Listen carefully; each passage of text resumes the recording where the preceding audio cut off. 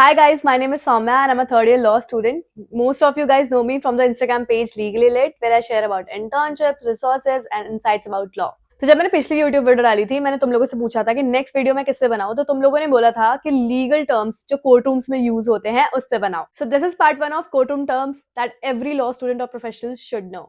तो सबसे पहले हम बात करेंगे सबसे basic court room legal terms की. So the first one is bar and bench. So bench mean जज या जजेस का ग्रुप जो उस केस को सुनते हैं, एंड बार मीन्स लॉयर्स की एक कम्युनिटी. बेसिकली कोर्ट में लॉयर्स का एक एरिया होता है जिसे हम बार बोलते हैं. Next is plaintiff. प्लेंटिफ वो इंसान होता है जो एक केस को फाइल करता है कोर्ट में, और वहीं पे डिफेंडेंट वो इंसान होता है जो उस केस के लिए लड़ता है. प्लेंटिफ डिफेंडेंट के अगेंस्ट में केस फाइल करता है. Now let us know about petitioner. Petitioner जो होता है वो प्लेंटिफ से काफी सिमिलर होता है, but it is used in specific type of case law which is like writ petition, and as against the petitioner it's the respondent. Next is appellant. इसका मतलब a person who files an appeal against the lower court in the higher court. Prosecution. This means the process to prove someone guilty of alleged crime. Defense.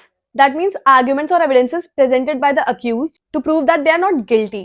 Witness on the other hand वो होता है जो court में आता है अपना evidence देने के लिए. Now most of the people are confused about this term called exhibit. Simple terms में समझाऊं तो कोई ऐसा डॉक्यूमेंट या ऑब्जेक्ट जो कोर्ट में प्रोड्यूस किया जाता है एज एन एविडेंस, और इन डॉक्यूमेंट्स को एक एग्जिबिट नंबर दिया जाता है to identify the documents easily. Cause title. इसका मतलब केस की हेडिंग जिसमें दोनों पार्टीज का नाम लिखा जाता है. Vakalatnama. In court it is also known as VP, vakil patra. ये एक असेंशियल डॉक्यूमेंट होता है जिसमें क्लाइंट अपने लॉयर को ऑथराइज करता है टू रिप्रेजेंट हिम और her, which is then filed in the court. Next is pleading. एक तरह का फॉर्मल रिटन स्टेटमेंट जो पार्टीज फाइल करते हैं उनके लॉ सूट में, which outlines their claims and defences. Injunction. अब ये वर्ड मैंने जुडिशियल इंटर्नशिप्स में बहुत सुना है. इसका मतलब है कोर्ट उस इंसान को ऑर्डर देती है कि वो एक पर्टिकुलर एक्ट ना करे. For example, X is restrained from changing the nature of suit property by injunction pass by the honourable court. Affidavit. We all have heard this. Affidavit एक ऐसी चीज होती है which is made under oath, like तुम कोई चीज कसम खा के बोल रहे हो. मेंशनिंग. इसका मतलब कि जज के सामने ओरल रिक्वेस्ट करना, typically for a case to be heard urgently. Next is adjournment. इसका मतलब ये होता है कि किसी कोर्ट की हियरिंग या डेट को